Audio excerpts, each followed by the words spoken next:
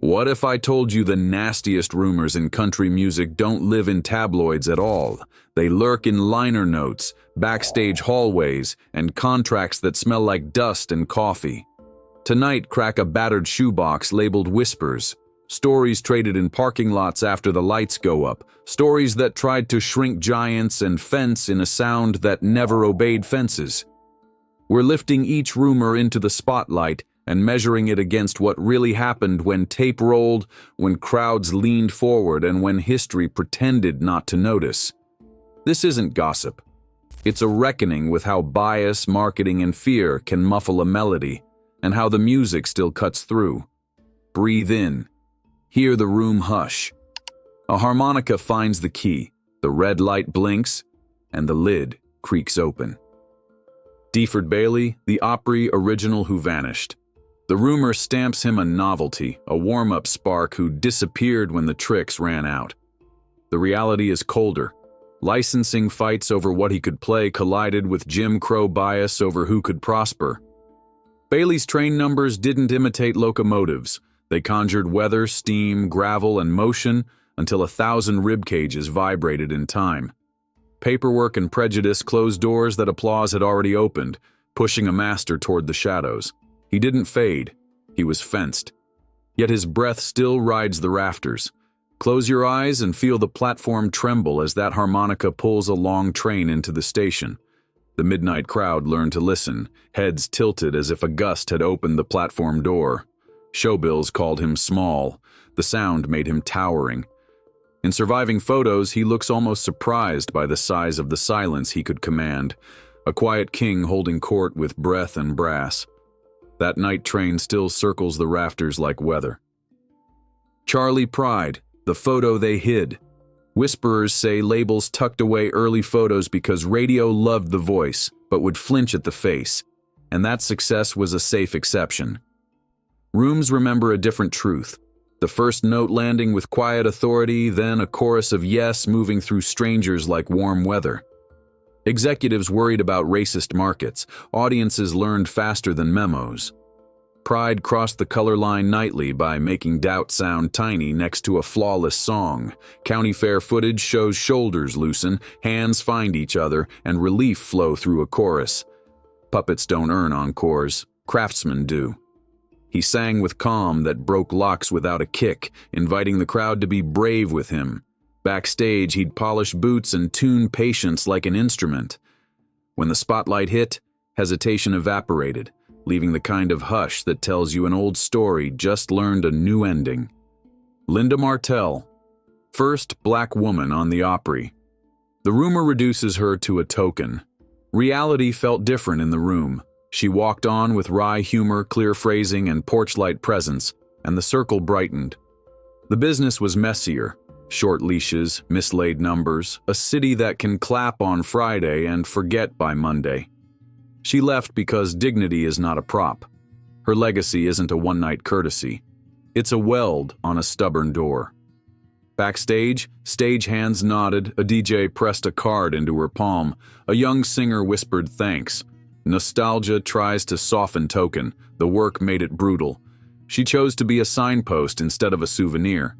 Years later, a fan mails a ticket stub and a thank you note scrawled with shaky pen lines. The message is simple: your song made the room feel possible, and I kept the feeling. Stoney Edwards, too real for Music Row. The whisper says, blue-collar truth doesn't sell. Weekends disagree. He sounded like lunch pails, second shifts, and the quiet you carry when money runs thin. He wasn't allergic to polish. He just refused pretending. His songs felt like a paycheck clearing or a foreman's nod after a long week. The market didn't always reward him, but people who needed honesty kept the verses folded in their wallets. Producers asked for brighter paint. He kept the wood grain visible. 1,000 playlists later, the wood still holds. Hear the low fiddle as coffee steam, the brushed snare a worn wiper blade, and his voice the map that gets you home when the highway signs go missing in the rain. O.B. McClinton, Chocolate Cowboy. The nickname gets called a gimmick that helped until it hurt, shrinking a writer into a brand. He hustled with mail-order ads and TV spots because the front door jammed. Marketing noticed him, then tried to own him. The records refused the leash. Sharp lines, tender hooks, backroad stories. The cowboy wasn't costume but craft stitched to carry weight. Old ads catch his steady stare as if he's talking across a diner booth, daring you not to tap. Billboards pushed the name. The bridges held the heart. When the label story grew loud, he answered with better songs. It's easy to sell a slogan. It's harder to sell a life. He chose the second job and let the first one pay for gas until the truth could afford its own bus. Big Al Downing, from rockabilly to country. Programmers claimed confusion. Too much piano thunder for the format. Translation: he was ahead. He could levitate a dance floor with a left-hand engine and still ink a love letter clean. Years passed before charts figured out torque and tenderness fit the same verse. By then, dancers were already fluent. Watch the left hand drive like a Buick while the right writes cursive on top. Ballrooms loved him because he respected both the body and the letter. Trend pieces eventually admitted what feet knew. A couple on their third date slow dances to the chorus. Years later, they'll play that same track at a wedding, laughing about how his piano made room for them to start a story. Cleve Francis, cardiologist in a cowboy hat. The rumor smirks that the story outshone the songs, a midlife pivot engineered for morning TV. Reality is gentler. He delivered care in a white coat and calm in a baritone. The same respect for heartbeat and breath. Gatekeepers didn't know which shelf to use. Listeners built one labeled trust. That shelf never goes out of style. There's footage of him leaving a hospital shift, changing in the car, and walking into a radio remote with a grin that says both worlds deserve their best. He didn't hustle tragedy. He offered steadiness. In an era hooked on spectacle, he sold comfort, and the right ears bought. In small rooms, you could hear audience breathing sync to his phrasing, a gentle metronome of relief. The encore felt like being told the tests came back fine and the road is open. Trini Triggs, 90s buzz, vanishing airplay. Every newcomer meets the wall, phones light up, then go dark, spins rise, then an invisible forecast says rain. The rumor says he faded, the songs disagree, hooks still bite, photos still shine in memory. Airplay is weather, craft is a roof. His roof held longer than the graphs show. See the midnight meet and greets, the looping merch line, kids holding Sharpies and hats. Charts tell one story, minivans tell another on the ride home. A program director shrugs, a county fair sings anyway. Legacy hides in camcorder tapes and shoebox photos, thumbs up beside a tour bus, hat brims tilted, hooks lodged where algorithms can't easily find or dislodge them. Herb Jeffries, the bronze buckaroo, rides to Nashville. A chuckle says a Western film star can't cross a fenced genre without snagging his jacket. He ducked the wire and kept riding. Seat, songs, and purpose.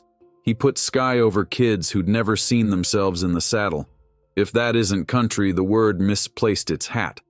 In black and white clips, he eases into the saddle like the horse had been waiting. He carried myth with gentleness, then widened it. Boundaries looked solid on paper, the horizon said otherwise. He understood that myth is a doorway, not a dead end. You ride through, wave folks in behind you, and leave the hinge oiled so the next rider doesn't have to lean as hard. Ruby Falls, a powerhouse voice with shrinking slots. Who decides what fits country radio when a bell like hers can't always find daylight? Programmers cite mood and metrics. Performers cite moments. Her biggest moment was the room going silent so the top of her range could ring like stained glass. When slots shrank, it revealed the box, not the bell. Studio cams catch her stepping back, laughing at the altitude. Bookers argued textures. Audiences didn't argue at all. They clapped. Genres argue in meetings. Voices decide in rooms. Her note didn't ask permission. It took the air's measure and filled it, the way sunlight does when someone remembers to open the blinds. Donna Mason, the duet dilemma. Supporting voices get thanked in liner notes and forgotten when charts tighten. So says the rumor. The duet landed. Crowds cheered. and the fonts were different sizes. But harmony is partnership, not charity. If a chill raced your arms, you already know her name even if the label whispered it. Roll the tape and watch the control room smile when her line slides in. A real duet is an agreed heartbeat. Counterfeits can't hold that tempo. At the show, two strangers harmonize instinctively in the cheap seats. Whatever the font size said, their bodies knew, and that knowledge is the kind that keeps humming while cars crawl out of gravel lots. Arthur Alexander, soul architect, country heart. Formats claimed him on Tuesday and misplaced him by Friday, or so the whisper goes. He wrote melodies sturdy as denim and smooth as velvet, which flummoxed filing cabinets. The songs did not argue. They walked past the offices to the people who needed them, listened to a consonant placed like a carpenter settling a level, patient until the bubble centers. Bands you know studied that patience and borrowed it whole. The market stumbled. Listeners just pressed repeat.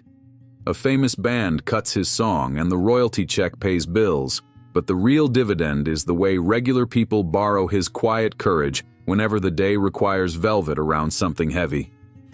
Ray Charles, country and western reimagined. Scold said strings and choir sweetened barroom truth, that crossing lanes diluted the real thing. Then the record played and the complaint melted. He didn't take from country, he revealed the gospel hiding inside a bar stool confession. Progress didn't ask permission, it won by making hearts behave.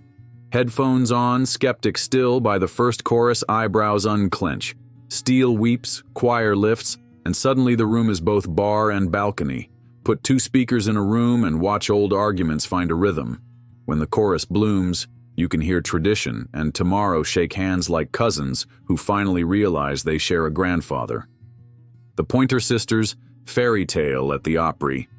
The rumor insists applause came with side-eye. Harmony this tight disarms doubt like a sincere smile.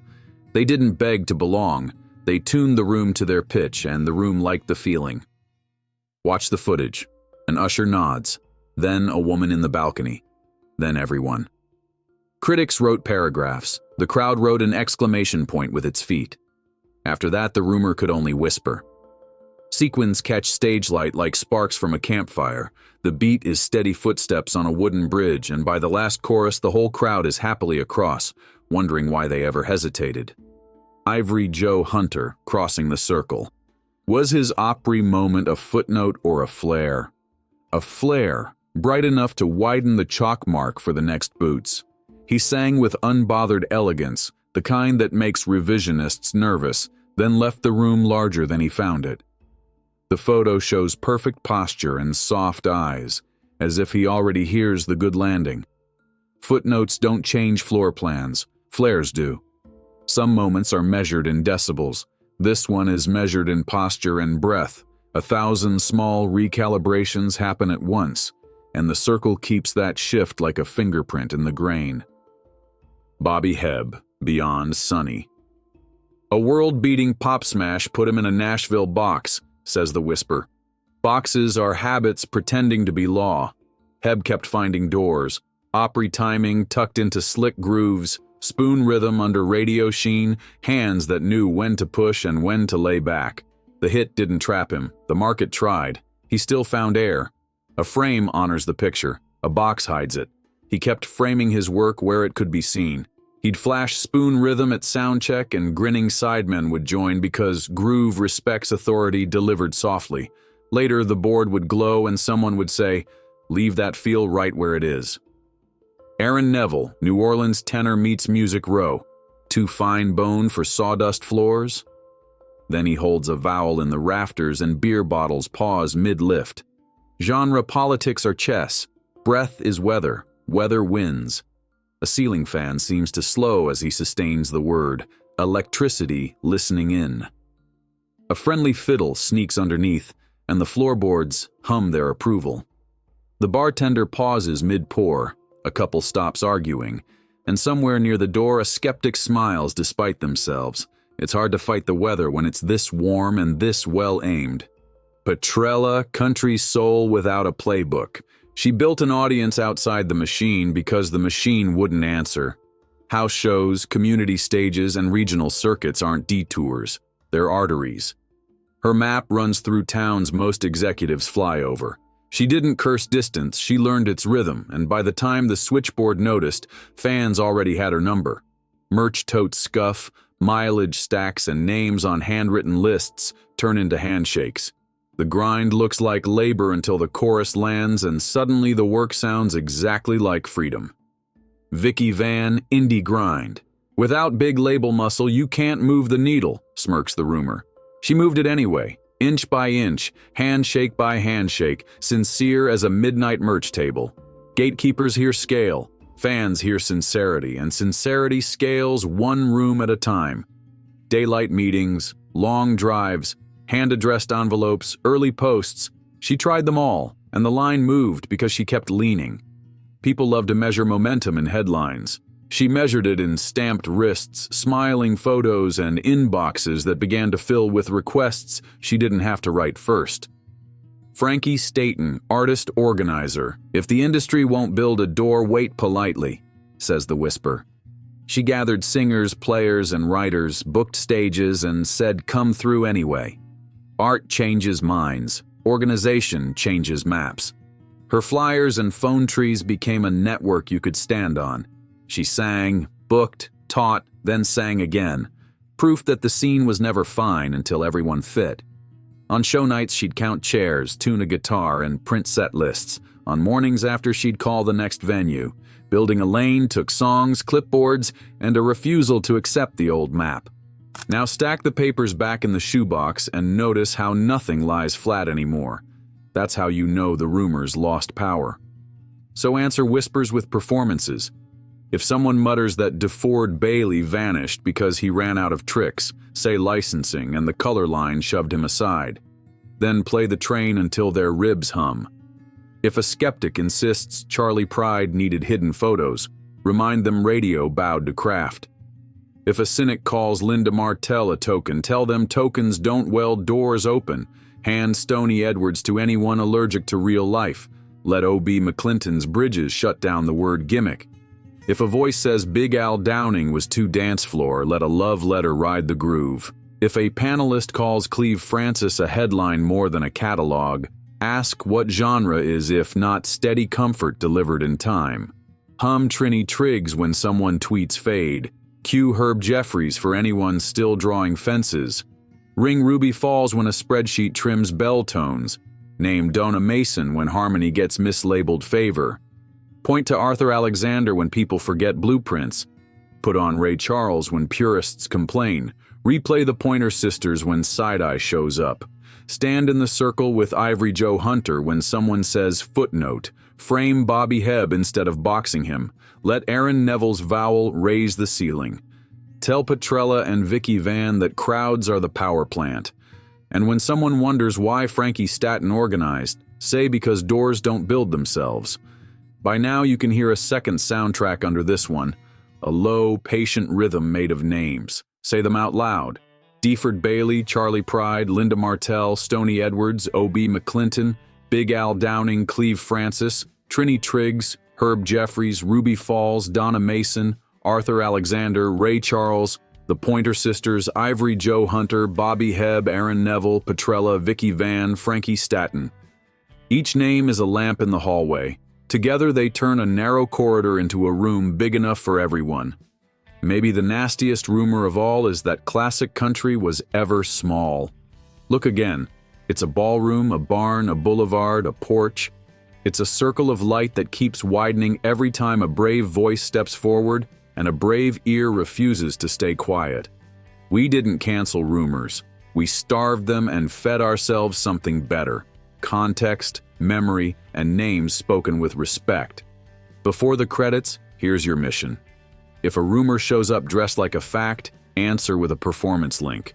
If a list says something doesn't fit, ask whether the room belongs to the furniture or the people dancing in it.